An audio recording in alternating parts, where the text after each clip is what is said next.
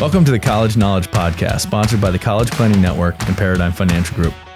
Whether you're searching for that right fit college, applying to college, or figuring out how you're going to afford it all, you're in the right place. You'll hear from deans, admissions counselors, student athletes, and scholars from esteemed universities and colleges around the country. We'll dig deep to uncover their insight and unique experiences. So whether you're a student gearing up for college or a parent with college-bound kids, sit back, relax, and listen.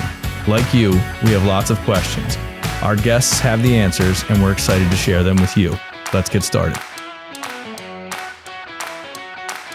We can send your student to the school of their dreams and send you to your dream retirement. Visit us at elitecollegiateplanning.com to get started. Hey, everybody. Welcome back to College Knowledge Podcast. I'm your host, Dave Kozak, alongside my co-host, Mr. Joe Kearns. Dave, how we doing today, sir? Oh, man. It's a lot, Joe. It's a lot. Yeah. In the college space right now. I don't want to harp on it too much, but we've got to address it. So we might as well talk about the protests and what's going on.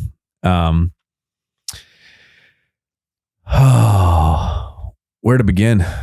And what would you say is the main goal with tonight's protest? I think the goal is just showing our support for Palestine and demanding that NYU stops. I honestly don't know all of what NYU's doing. Is there something that NYU's doing? I really don't know. I'm pretty sure they're...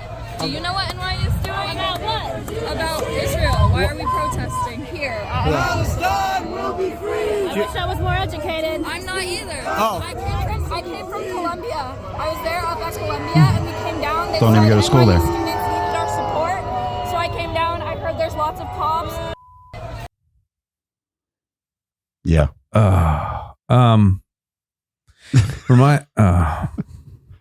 Reminds me of a movie, PCU. Oh my God. Back Such in the a great 90s. film. We're not going to protest. I mean, listen, I have no problem with people standing up for what they believe in and for peaceful protest and all of the wonderful freedoms we're granted in this country to have free speech and to believe in that stuff. But I question why and what is going on.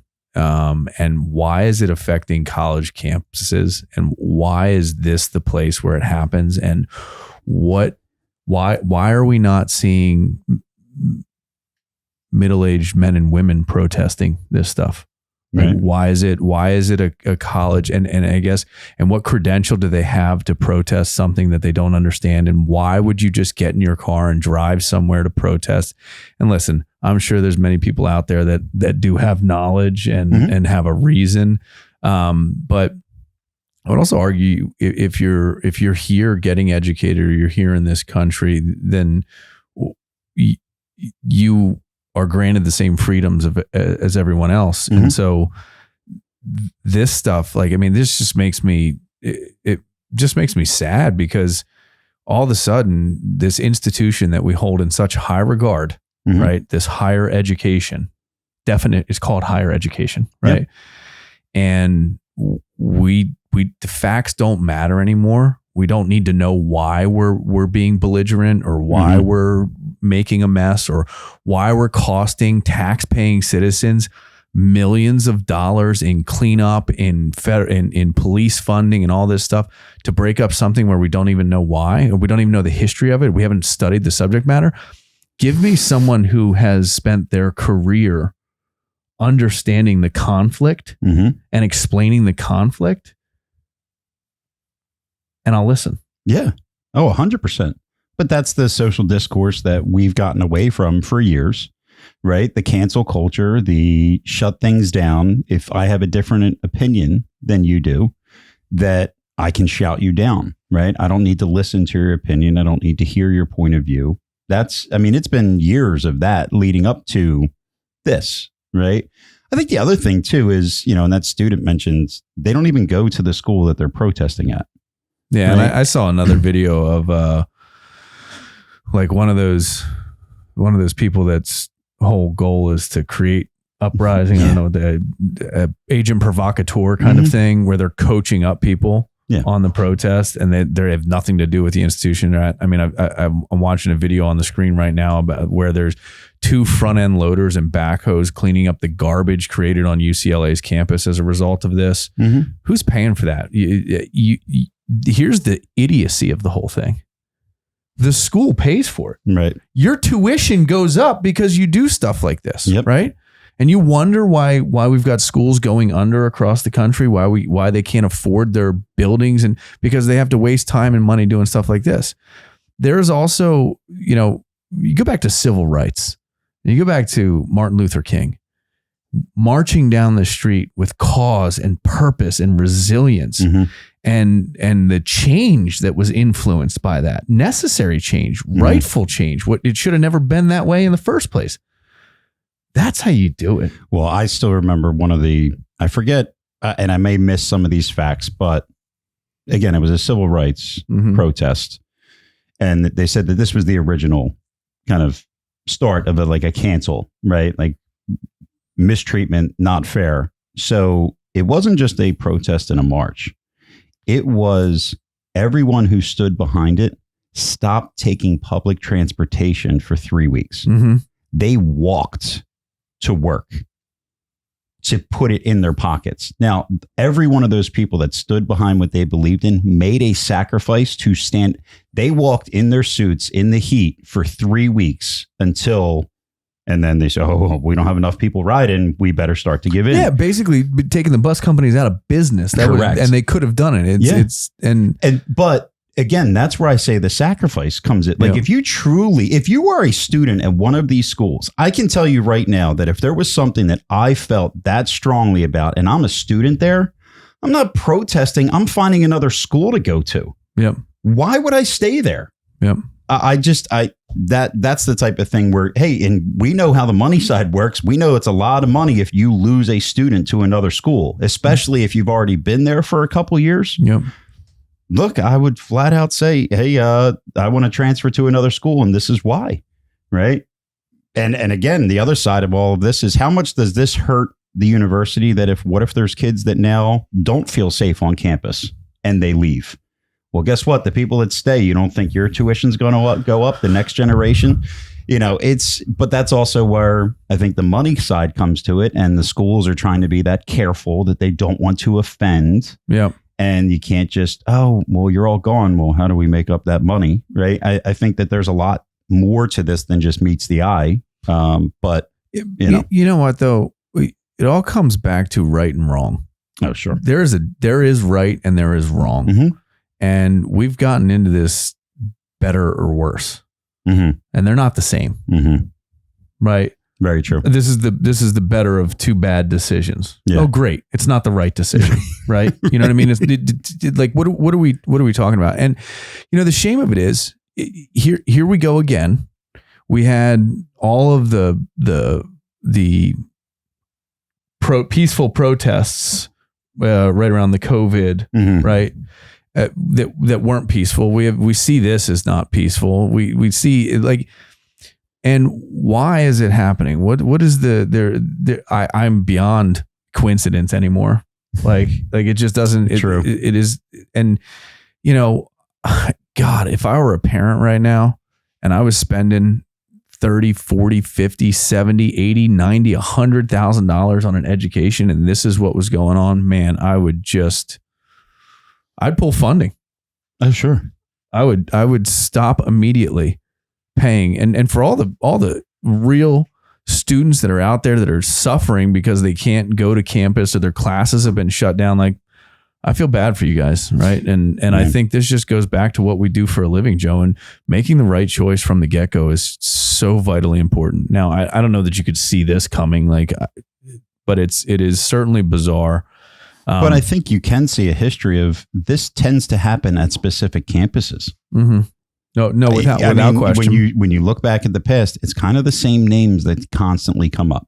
Yep. I can tell you that all of these schools right now are 100% off all of my kids' lists. Yep. They will not attend any, and my kids are years away from going to college. But this, again, we always talk about like the social fit.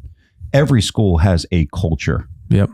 Right. And you have to make sure that culture is somewhere that you are comfortable in. As a parent, I look at these schools and I see a culture that the last thing I would want is my son or daughter in either one of the positions being somebody who's there, on the protest line, or like that's not why you're at college. Or a student that can't go to right. class, I want to go to class. Oh, your classes are canceled. Now we're virtual. Oh, I'm locked in my dorm because I can't leave. No, absolutely not. Absolutely not. So, Yeah, I mean it's a tough straw, and I mean this graduating class. Like, imagine they have to cancel graduations. A lot of schools already have. Right? They missed graduation of high school because of COVID. Oh my God, you're right. Crazy. Like, what?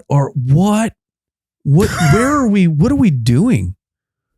And when I went to college, I went to Franklin and Marshall in Lancaster, Pennsylvania, and I had so many classes that we were literally split into groups and said, you need to debate this. You need to talk this out and get this. What happened to that?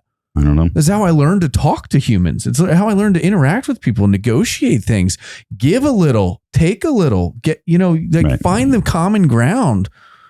And, for all of the people that say they want peace, and this is a ceasefire protest that goes with, and it gets violent, like it's the opposite of any of the intention of it. And, at the end of the day, it all goes back to money. Pull the money. Right. And parents, take a stand. You're the ones opening up your checkbooks, right? I wouldn't put up with this. No. So, and I would say that one of the best ways USC cancels its main graduate. Oh my God, there's article after article of graduations being canceled. Yep, absolutely. How devastating. One of my favorite things that I did in my critical thinking class, which to this, I quote it all the time. It's one of my favorite classes. It had such an impact. One class, such an impact for my life ever since I took it. But we would have the opinion that would come up, and then basically, like you said, split to the sides. Hey, do you agree with this? Do you disagree with it? But then, whatever side you were on, you had to come up with an argument to support the opposing side. Yeah.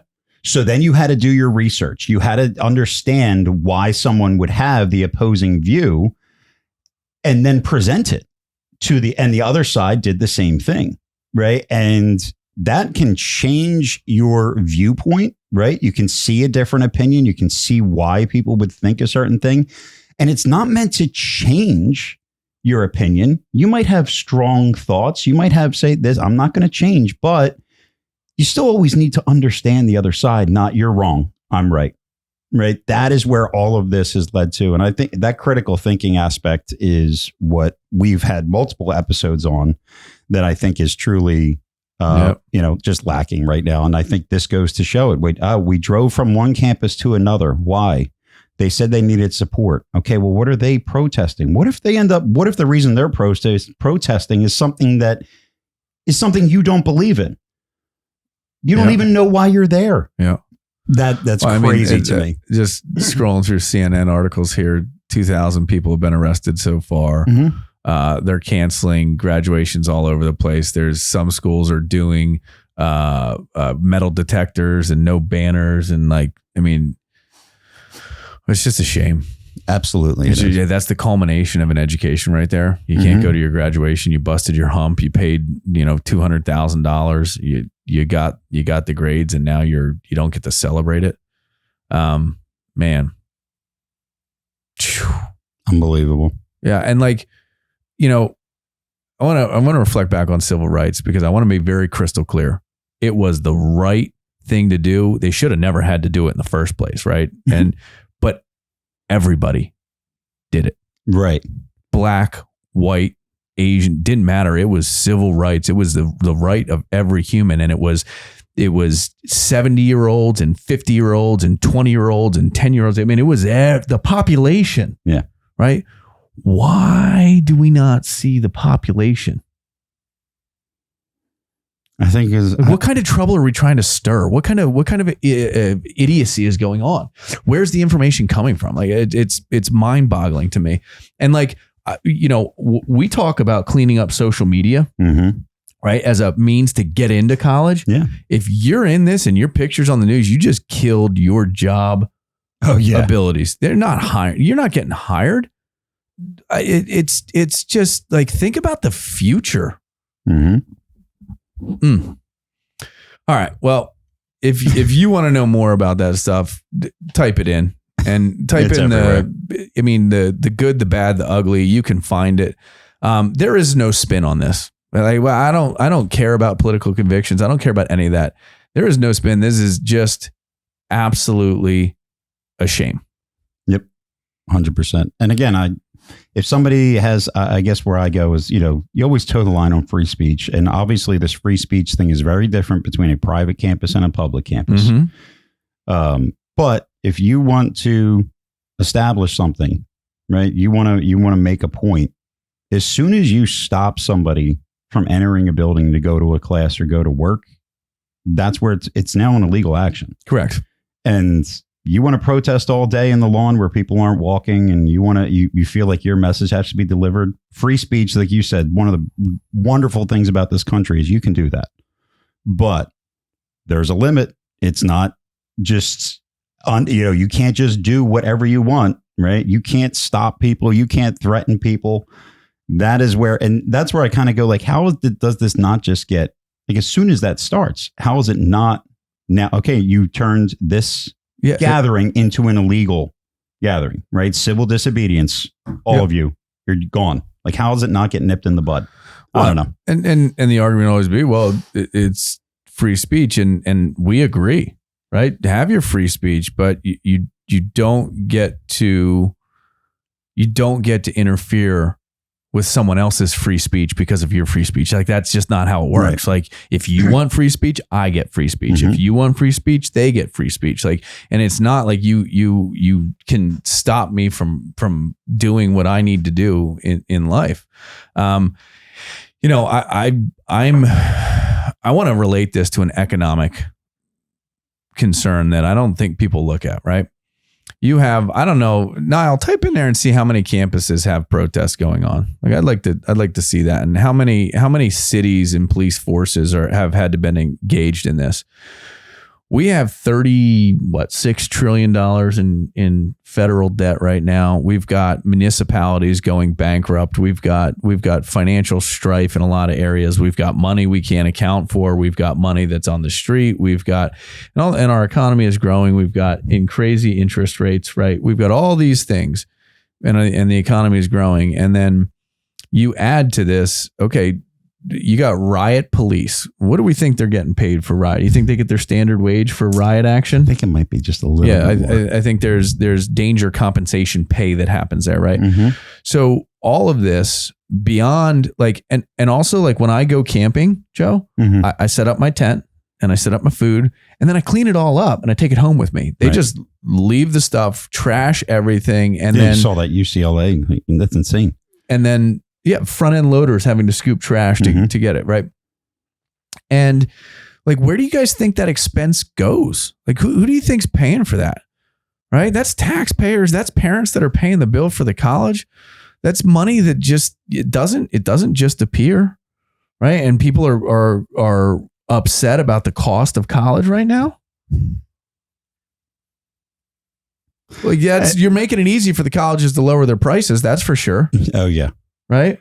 Not to mention the technology expense and the insanity of it. And then all of a sudden, you had your buildings open for a certain period of time. You had all these things planned, and you have to replan everything. So you've got, I don't know how many people. Let's just pick a number and say you got 10,000 graduates, right?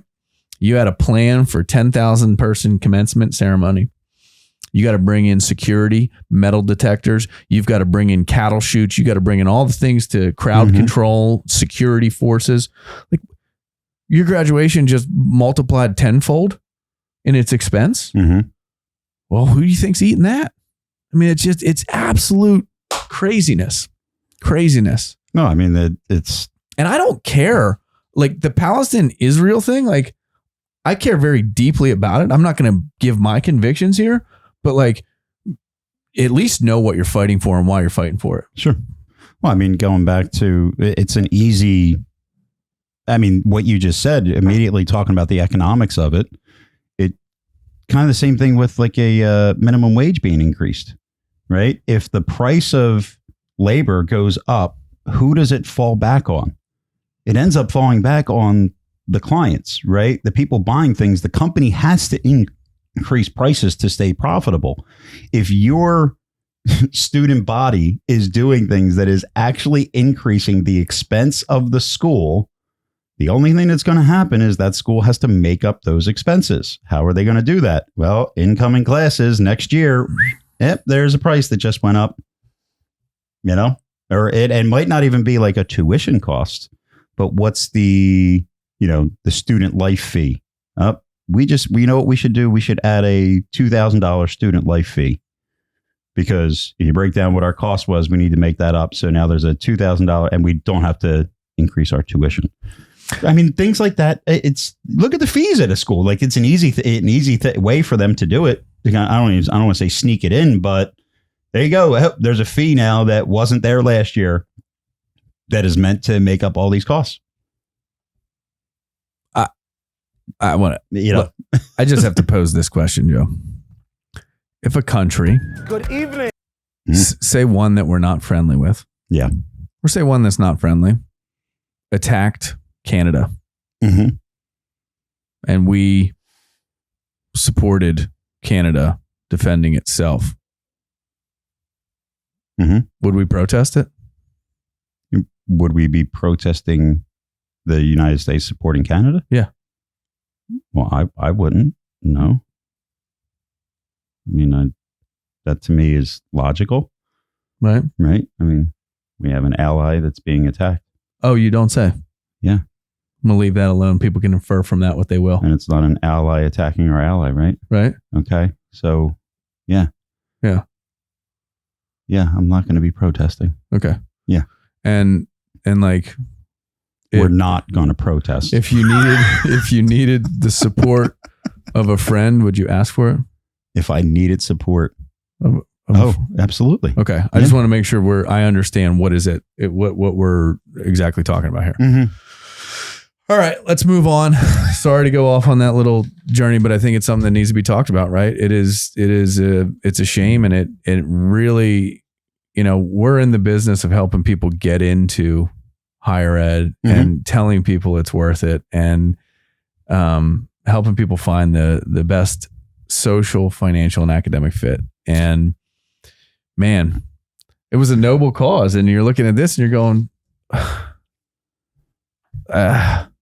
well, right? Hey, you know, all right. Why? I mean, well, you know what? I would say, why don't you, if you're, you know, a junior, a sophomore right now, why don't you look at some of these stories where either things started but were stopped? Yep. Why don't you look at where these things are not taking place? Yep. If this is something, right? If this is something like, again, if my kid was a sophomore or junior, I would be scouring all these reports right now, not for all these schools that there's unrest, but hey, are there schools in Florida that this started and immediately got shut down and has not been an issue? Are there schools that this is not taking place at? What are they doing? And I want to know what they did. I would go on a campus visit and I would say, why, you know, this was obviously a big deal. Who can I talk to understand why it didn't happen here? Yep. And find out why. And I'm going, okay, great response. We'll be applying. Right. Like, I mean, if other things match up, right. But you're potentially a social fit for us. You check off other boxes, but that's one I would want to have some questions answered. But I also think you can use this as a way to determine, like, all right, if something like this happens again, at least we know this school was able to handle it. Yeah. And my kids may not be in that situation. So I, you know, take this as a way to potentially find some of those schools that might be that right culture that you're looking for. Yeah. Crazy. Yeah. Niles rolling stuff in front of us. Schools that stop protests. There is just, golly. And, you know, you almost get upset at the coverage. Oh, yeah. Well, because you know the coverage then leads to, look at the other campus. They got on TV. Yeah. Look at let's do it. But yeah. All right, let's move on. We got some questions that we thought we'd answer today from people that listen to the show, people that, investigate sort of the college thing. So we'll start with a couple of ones that I think are interesting. There's a question on here, right? And it's framed this way. It says, how do you obtain financial aid for high income households? And I think we have to start with the definition of financial aid as any funds that help you lessen the cost of college, right? Anything from outside resources that are not yourself that help you reduce the cost of college, with the exception of private loans, right? So I think the first thing you have to do, and again, Joe, as we always say, it starts with research. So the research has to be what schools offer good merit scholarships, what schools are historically giving schools. And then you also have to sort of calibrate yourself in where you fall in the student body at a school like that, right? Because if you're let's say you're a mid-caliber student, you get into a lot of really good schools, but you're probably not top 25% of that academic class. What's the incentive of the school to really draw you in by offering you money? Now, conversely, if you're mid-level school and you're tempering your college selection and you're really focused on that third part of the Venn diagram, which is financial fit, right? You're looking at, okay, and I'll put a blanket over all this. You can get a great education at any school, with exception of maybe some few that have just been knocked off the list. But it comes down to the student and what they take from their education. But if someone's willing to give you $30,000 or $40,000, and maybe it's not your number one pick, but it's your number 2 or 3, I think that's a conversation that has to happen. I just had this conversation with a client the other day, and it's a very unique situation. Is a higher income family. The student wants a very particular program that is only offered at a select few schools across the country. It is highly competitive, but it is also uniquely expensive because it has to do with aircraft. And there was one school that was $400K total tuition, right? That is flight time, flight simulator time. That is the coursework, the core curriculum, and all that. There's another school that's 200 and call it 225. Okay. Right. And I said to the client, like, we've built a plan for you guys to withstand a substantial sort of funding of college, but making the decision to go to a $400,000 school when there's a $225,000 option, I need you to think about the end result. Do you graduate with a different degree? Do you graduate with a better job opportunity? Do you graduate with and I use the example of wine, where wine is sort of at the palate of the beholder, right? So you could have a $50 bottle of wine and you could have a $100 bottle of wine. You could taste them and you could like the $50 bottle of wine better. Or you could like the $100 bottle of wine better. But the question you have to ask yourself is the $100 bottle of wine twice as good as the $50 bottle of wine? And I would argue that you'll never be able to make that determination, right? It's for purpose. Well, if you're going to graduate with the same credential, the same opportunity, and still then have to work to get the job for the flight time and continue to get the credential, is it worth graduating with $180,000 worth of debt? Well, it's the school he likes. I'm sorry. Right. Because, the other thing you have to look at it is it's, the difference when you're saying it's $180,000 of debt. And this is something I love to do for my clients is I show them, all right, well, mom and dad, this is what you're bringing to the table over the next 4 years. This is what your student is going to borrow. Some of it will be in a government loan at this interest rate. Private loans, I'm going to run, let's just say at 9%.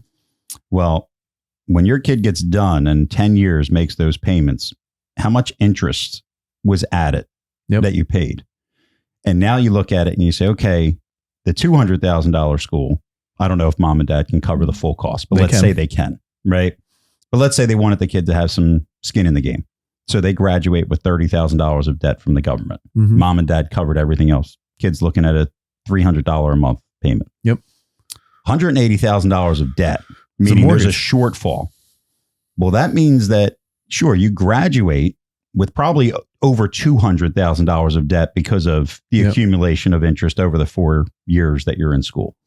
but then you're still paying interest back over 10 years. Yep. You look at 180,000, you're really looking at probably more like 300,000 on top of what mom and dad already paid. Yep. So the actual difference in one school versus the other, you said it was like 225. So 225, and let's say there's $30,000. Yeah, do 27 just because that's what they can get, right? So right. So mom and dad pay 200. So let's say we're saying the cost of the one school was really 250. Yep. Versus the other one, it's 500. 400. It's a total of 4 bills.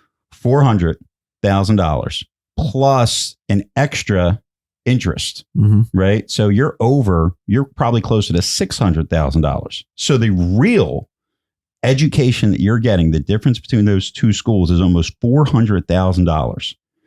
Number one, when I see these numbers and I compare it to two schools and I say, yeah, I don't care what school it is, no education is worth $100,000 more than another. But when this family is looking at, there's $600,000 difference. Okay, he likes it. That is not a reason for 600. And I think the analogy that has hit home with a lot of parents for me is a car. When you buy a 16, 17-year-old a car, you don't let them pick the car of their dreams, right? It's, the Tesla is $90,000. That's what they want. Okay, well, it's getting them from point A to point B. And, this other car that's 20 grand does the same thing. Can you justify? Well, they like it more. Okay, like, hey, if that's how you want to roll, that's it. But that's how you got to look at the pros and cons, right? Well, you got to break things down from a true dollar perspective. And and I just know I had a student that there was a $12,000 difference per year. And mom and dad, unfortunately, can't bring a lot. And the one school was given, both really good awards, but a $12,000 difference that would 100% be on the kid.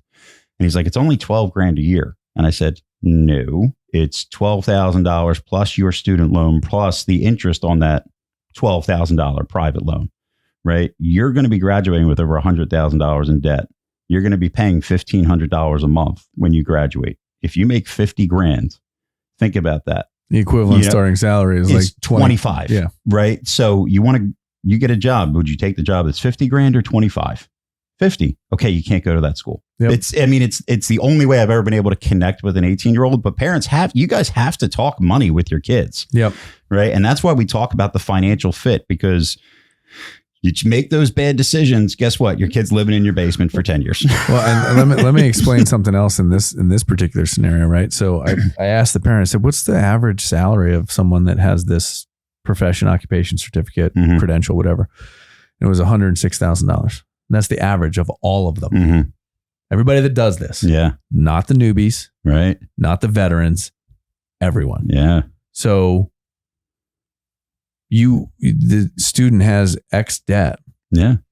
And let's say starting is 50 or 60. Right. Right. Assuming you can get that job without that time. Right. Flight time. Yeah. Right. Man, to me, it was a clear decision, but I also am not in the position. I'm not of the nature to say you can't do it. Because like parents, you can ride that burden too if you want. Like if you want to you can overpay by $400,000. You're going to be sacrificing something now or sacrificing something later. Yep. You wanted to retire at 60. Now you're not retiring until 65. Yep. Right. Like, look, parents can make that decision. And we've had this conversation like that. The parent, you can make that decision, but you don't necessarily get to say when you retire. True. Keep that in mind, right? You don't get to step off that bus at your leisure, right? Sometimes that bus kicks you off. Right. Sometimes that bus wants you out and just makes you out. And then, so again, I think there's critical decision making throughout this. And with the absolute catastrophe of FAFSA this year, with the protesting on campus, with the civil discourse being eliminated from college campuses, and I think the critical decision making now is more important than it ever has been. Thank you guys for being a part of College Knowledge. Just a reminder, if you're sending your student to school, visit elitecollegiateplanning.com for free resources and to book a free consultation. Absolutely. A couple other things I just wanted to highlight there. For high income families, again, you mentioned the first thing, you got to do your research. Number one is a lot of people think they're high income families. And when you actually like do what we do, you use the College Planning Network, you input numbers, you got to know if you're actually a family that's not eligible for need-based aid. Some of you are. Other people say, hey, I make $200,000 a year. That's high income. It is. But it doesn't mean you're not going to get any need-based aid, right? So number one, you have to understand the process. You have to do the research on, are you eligible for it? Now, if you're not, then you have to look at, okay, like you said, what schools give merit, right? And again, great thing the College Planning Network pulls out is, well, what percentage of students that didn't receive need-based aid received merit-based money? Yeah. You know, and you can really start to narrow down and say, okay, well, this school, hey, 25% get a dollar amount. What's the average dollar? 13 grand. All right. If my student's very good, probably going to be in that 25 percentile. If they're not, all right, what are the chances? Hey, there's a school that's 80% of families that don't have financial need get a merit-based scholarship. Yep. Probably going to get that. Like, you got to know how it actually works out. And there is a wonderful book called The Price You Pay for College that really gets into how merit-based scholarships have changed over the past 20 years. Mm-hmm. And you got to realize that, again, they're all businesses, and schools are fighting each other for the same student. And how they attract students is with merit-based money, mm-hmm. right? And so it starts earlier. Like, if you know, hey, you make $500,000 a year and you don't want to overpay for college, right? You can afford it. But again, smart people are smart with their money. You know, so if you can get an education for less, you should explore it. I mean, it goes back to, you want to play that game, you got to be ready to go with the PSAT to potentially score well on that, qualify to be a national merit scholar, right? Study and prep for the SAT, good grades through high school. And again, when schools reach out to you because of how well you did on these test scores, you got to respond. You got to open up emails. You got to respond to those things. You have to show that you're interested, because the more interested you are in a school, mm-hmm. right? They're saying, all right, if we give you acceptance, right, we're going to, most likely you're going to come. But then they also have analytics and they have teams, right? Yep. That they say, well, how much do we have to give you to convince you to come? Right. And they're trying to give you the least amount possible, but you're high income, they might say, well, we can give you 10 grand and we know you'll come. Well, we make more money off of you, right, in the long run than if we have to take student B that we would have to give 50 grand mm-hmm. to. So you have to know the system. I would say, again, you have to educate yourself on the process. College Planning Network is a great place to start. But if you really want to dive into it, you know, watching like one of our presentations, having a consultation with us, that ultimately is where we can really narrow some of this stuff down outside of a podcast that's for the general public, right? Yeah. Getting that one-on-one criterion, and that's how you're gonna really get the most out of any type of school, is by having a guide and knowing the game and knowing your research. Yeah. So there's a really pointed question I want to address, and I see Niall working in the background to get me all the details. So it's awesome. We had a client or a question from Utah. And it says, our daughter really wants to go to Westminster College here in Utah. I hear it's really expensive. I would love to know her options and how to help make it happen. Nice. And so we, on the College Planning Network website, collegeplanningnet.com, we went into our database and pulled up the school. It's in Salt Lake City, and the tuition is around $59,000 in state. So it's a $60,000 private school. It's decent in expense, right? Mm-hmm. It's not the highest I've seen, but it is certainly an expensive school. The thing is, 76%, they're going to meet 76% of the need of the family. So when you start to try and figure out what that school is actually going to cost, you have to understand how the financial aid formulas work. And so if you show need, they're going to give you money. They're going to lessen the expense of that school. Mm-hmm. So in situations like this, you have to get the one-on-one help. You've got to understand it. I don't believe in unless you go to collegeplanningnet.com and buy the technology platform, which you certainly can do. I think it's $200 a year, and you can have all this technology at your fingertips. You have to understand your financial position and how they would look at you from a need standpoint. But when the sticker price is $60K, getting back to what you were saying, Joe, right? There are a lot more people that qualify for financial aid than they think. Like, everybody thinks the amount of people that make $125,000 to $175,000 that think they're high income, like, you are high income, but not when the school sticker price is $60,000 plus dollars. Yeah. Right. Another thing there, pull that back, go back to the financial aid there now. Two things that stick out to me, like what I mentioned, if you are a high income family, right? Well, what percentage of students were awarded merit scholarships? 100%. 100%. Well, if 100% of the students are getting a merit-based scholarship, that $60,000 price tag is not going to be what you pay. Correct. Right? Now, how much you get, got to dive in a little bit deeper on the numbers, but I can tell you that their average package, right, which is not meaning what you're going to get, but their average financial aid package is $37,000. Right. So again, I kind of look at this school, and when I see the $60,000 price tag, I honestly look at that and say, realistically, you should be paying probably around $30,000, $25,000 to $30,000 a year is most likely what a family should strategically say, hey, that's what we're shooting for, right? Yeah. And how realistic is to get the price there. Now, that's where financial fit also comes in. And the biggest thing I can tell you is when you get a question like this, like I hope this student is, I mean, I would hope that they're younger than sophomores, right? But if they're not a senior at this point, that is where things can get dangerous, where you have a school, I want to go here. I hear it's expensive. Okay, parents, financial fit is real and it has to be discussed with the students. Dave has taught me this line that you cannot let a student fall in love with a school before you know if the school has fallen in love with them. You cannot sacrifice the love for a college campus with dollars. Keep that up for a second. Right? I mean, go back to financial aid there now. How much need is usually met and what are the award categories, right? That's the subject title under the financial aid tab under Westminster College, is it Westminster? Yeah. Westminster College, Salt Lake City. Okay. So this is critical information to know. Awarded any aid, 100% of families are awarded aid. Awarded scholarships and grants, 100%. Awarded merit scholarship and grant, 100%.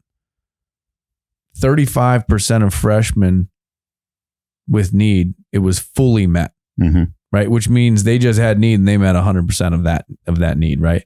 So the point here is everybody, and we've been talking about this Kohl's Cash thing for a minute, Joe, and I want to bring it up here because I think it's funny, right? You go into Kohl's, you spend some money, Kohl's sends you $35 of Kohl's Cash, and it's just a way to get you to go back in and spend more money. But it's like, it's free money, right? Yeah.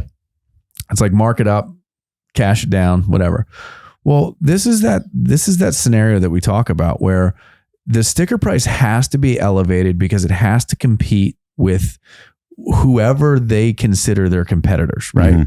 So this school has another school in the next town over, 4 towns over, that is a private school. It's probably similar in size and scale and amount of majors it has, and it has to compete. Yeah. So it can't say, hey, we cost 30, that one costs 60, because in society today, if it costs more, it's better. Right.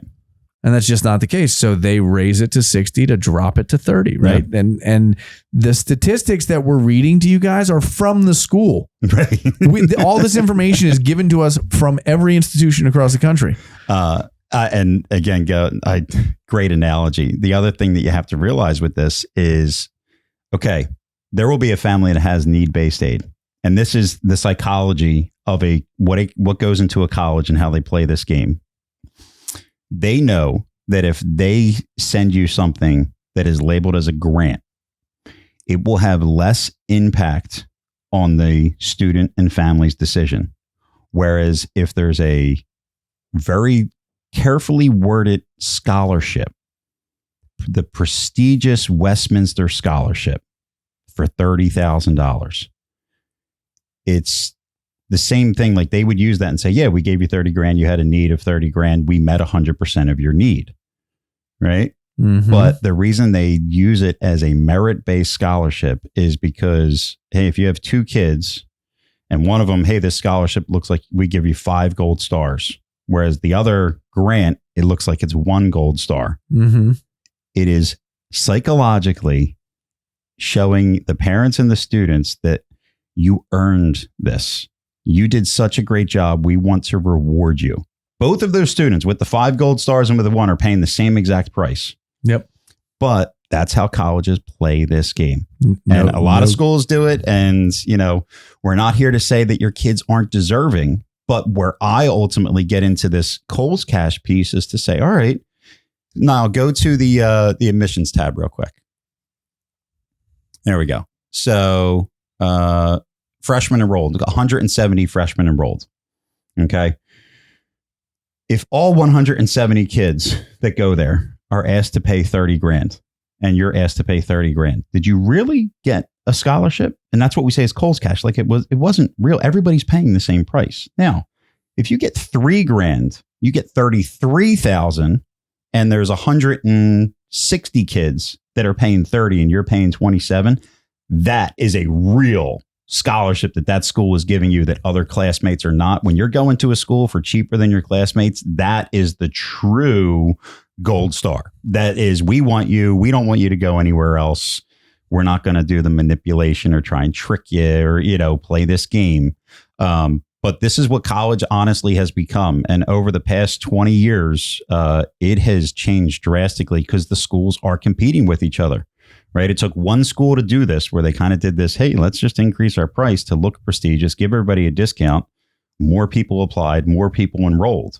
Well, if you have a competitor in any type of business and they're being successful and doing something different, it gets copied. Right. And that's where you have to know that colleges are businesses. They're competitors. They're fighting over a finite number of students every year. A diminishing number of students. They're going to do whatever they can. They got to fill their beds. Right.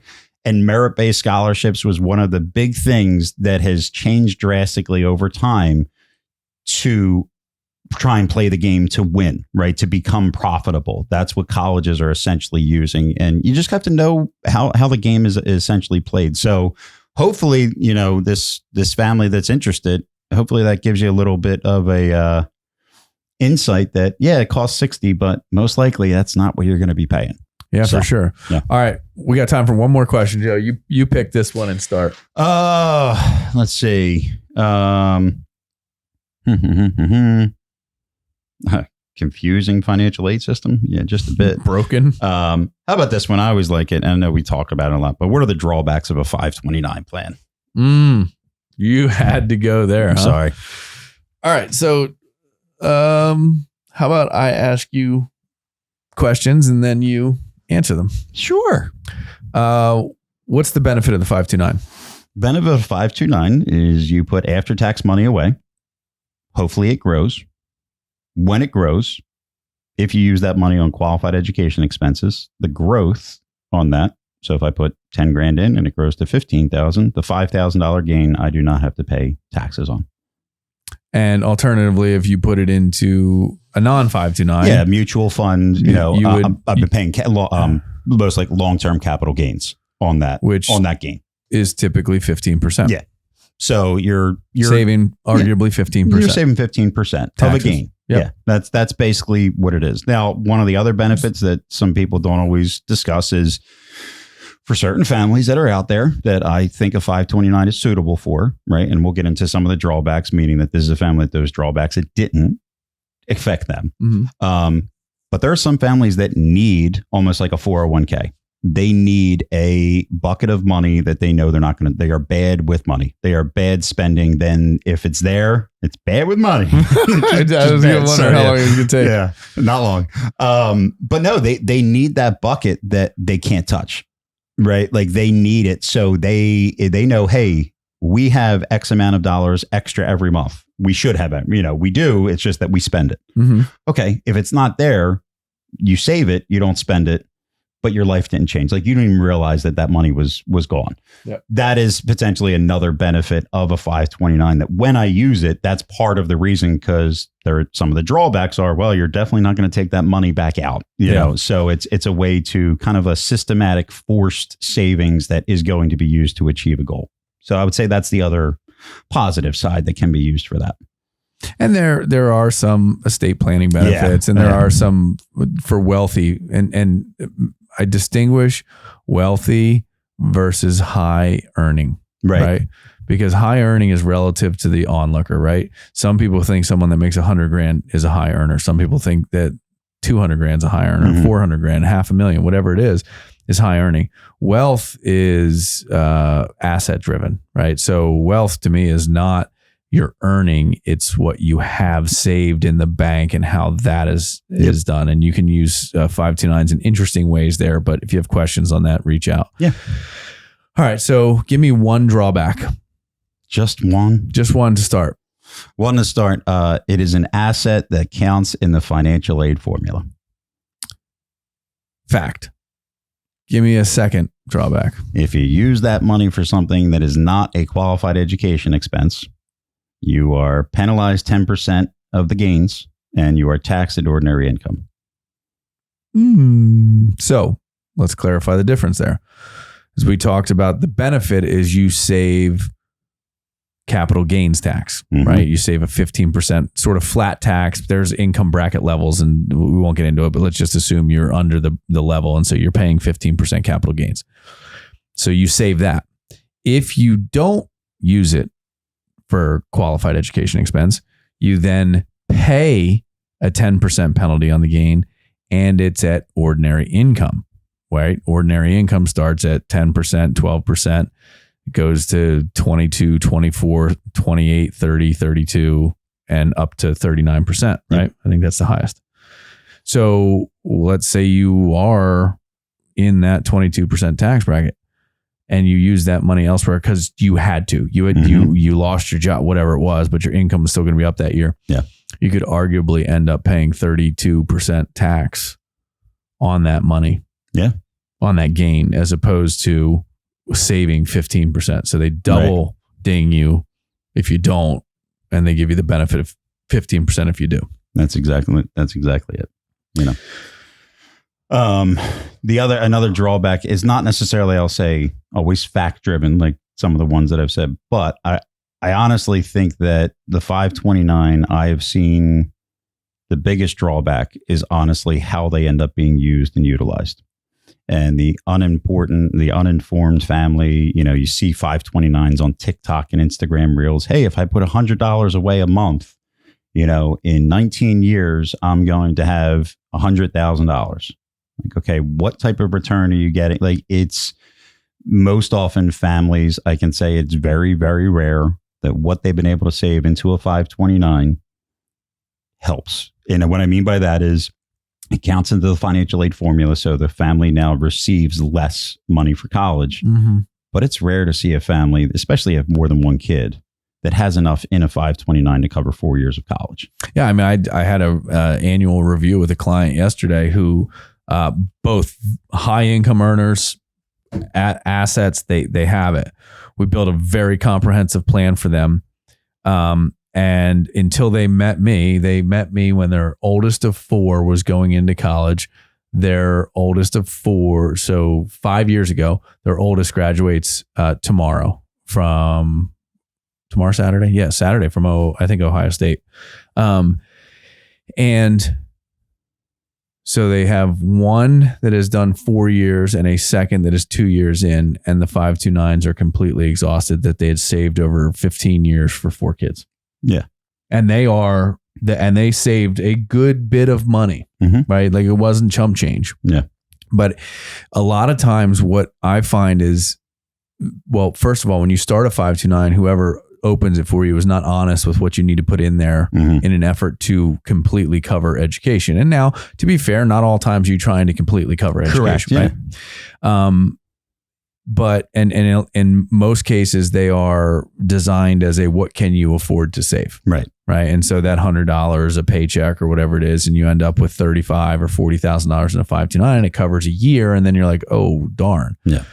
So what they absolutely are is a false sense of security. That's it. Right. They make you feel good because you are saving in them, but they are not the plan. Unless they are the plan, right? So meaning, unless someone sat with you and said, okay, what do you actually want to be able to afford?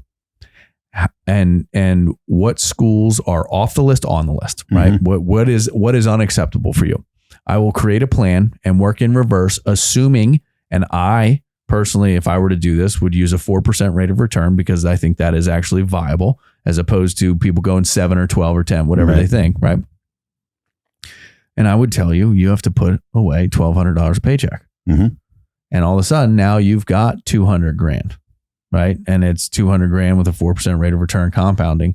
And that's where you would actually do it. But, you know, if you walked into an advisor's office when you had a newborn and they were like, yeah, it's $1,200 a paycheck, what are you going to say? Well, we got to buy diapers. We got to buy formula. We got to buy food. We got to pay for daycare. We got to it doesn't work. Can we do $250 a paycheck? Yeah. Okay. You can do $250. There you go. That's how the advisor ends up answering that question. Yeah. Right? But the advisor, I don't believe the advisor has that initial conversation to say, hey, if you want to do how much you need, it's that conversation typically goes, how much can you save? You know, okay. Yeah. Put it in a 529. That's it. Like, you want to save for college, put in a 520. It's the best way to save for college. That's usually what you hear. And again, now what I will say, and I want to be clear about this because I don't mean to dog the 529 because at its core, in its principled fashion, it is designed to avoid having to pay tax on money set aside for education. And I'm all for not paying taxes. Agreed. But it is a tax code rule, right? It is it's the only tax code assigned to, and it's state, right? It's a federal tax code that applies to a state funded plan is what it actually equates to. But it is not the only way to do it. And it certainly has the drawbacks that cause issues for many families. Yeah. Right. And so again, I think you have to be just like any other financial vehicle, right? Every financial vehicle has pros and cons. They're all designed for a specific reason. Market risk, liquidity, taxation, right? Hey, money's time horizon. Yeah, money is in savings account. It's not going to grow, but it's liquid. It's not going to lose money. There's pros and cons. Yep. Right. 529 is the same thing. It has pros. It has cons. The thing that I think gets often missed is most people don't always look at the pros and cons from the financial aid perspectives as well. Right. Like a lot of people look at, okay, I can be risky. I don't need this money for 15 years. I agree. Sure. Hey, I don't need this money necessarily to be liquid because I have this other account. Great. You know, okay, we're getting there. Right. Yeah. But we're looking at X school, and they all meet 100% of need and they cost $95,000 a year. Ooh. Okay. This asset's going to be assessed at 5%. Right. You end up saving 200 grand into a 529. Okay, that's a lot of money that's going to be counted against you in the financial aid formula. Yeah. Right. And if school costs 90 grand a year, well, now I get some money, but I could have gotten more if it wasn't in a 529. And I'm not saying, again, everything has pros and cons. Every situation essentially has to be evaluated on, you kind of have to think about every vehicle that is potentially can be used. Which one of them do the drawbacks of those plans and vehicles cause too much harm for the potential future, right? Which ones have the most positive, the least amount of downside, and you start utilizing those tools effectively. That's what a true plan is. So the 529 that's for certain financial critical decision making 101, in my opinion. No matter what is presented to you, no matter what product offering is there, why? The benefit and the con. Does the benefit outweigh the con? And I think what we have succumbed to in this country, we go back to the beginning of this podcast, we're talking about these protests, right? It's false information or overload of info and just being told what to do, sort of that cattle herd mentality. And the 529s. Well, Vanguard has a 529 and Fidelity has a 529. Of course they have a 529. It can accumulate assets. They're a financial asset accumulation organization. That's what they do. They accumulate assets. Well, if we can accumulate assets another way, let's do it. Yeah. Right. So again, much more about that, but I think the critical takeaway for everyone is it is unique to the family that is investing. Absolutely. As is every investment. Like, oh, I want to be I want to buy some rentals. Okay, let's talk about rentals. Let's talk about rental income. Let's talk about how you make money. Let's talk about what are you outsourcing? What are you doing? How much management time do you have? Like, there's conversations need to be had. Pros and cons need to be weighed for every option. So yeah, and just to sum up, I just had a conversation the other day. Guy wanted to start converting 401k and contributions to a Roth 401k. He's worried about taxes on the back end. I said, okay, well, let's run numbers. And basically it's like, okay, well, you're going to pay $5,000 more if you do this a year in taxes now. And you'll end up paying in this, in our plan, about $500 to $600 less in taxes in retirement. So it's going to take, you got 9 years to work, right? It's going to take you about 20 years to basically make the tax benefit worth it in retirement. So you'll see that you'll pay less in taxes over the next, at year 21. When you're 83 years old, you would have paid less taxes if you do this rollover, if you do this conversion. He's like, oh, I didn't realize that I was going to have to do that. I just heard a Roth conversion is a good idea. Don't listen to the noise, right? You got to know the details. And hey, guess what happened? Yes, there's pros to that. But the cons for him immediately, he goes, I can't afford an extra $4,000 in taxes right now. I said, okay, well, that's done, right? Yeah. But you got to know what the actual benefit is. And again, I talked to the guy. I said, look, you have money. That's a great point that you bring up, because I don't remember. And I guess the Roth IRA in its own right is a relatively new, again, the Roth portion of IRAs and the Roth environment is a relatively new invention in finance, right? It's a relatively new statute where you can put away post-tax dollars and it grows tax-free. It's similar to the 529 from its structure. But you're not kidding. I've had more Roth IRA to Roth IRA conversion conversations. So the chatter is out there that, oh, you need to do this. You need to do this. It's like, whoa, time out. Yep. We got to measure the tax burden, the tax benefit. It's the same conversation around Social Security. Do you take it early? Do you take it late? When do you take it? Well, that's a good question. The trend, and most people, I don't know if you know this or not, the typically the difference between taking it early and taking it late, so that'd be 62 to 70.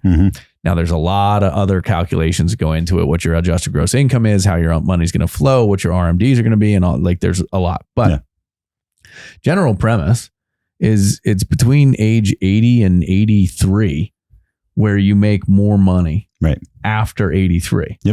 Right. And my argument to people a lot of times is, well, if you want to retire at 62 and it makes your lifestyle work and you can enjoy your mobile years, your years where you're able to do activities and stuff, like, is it better?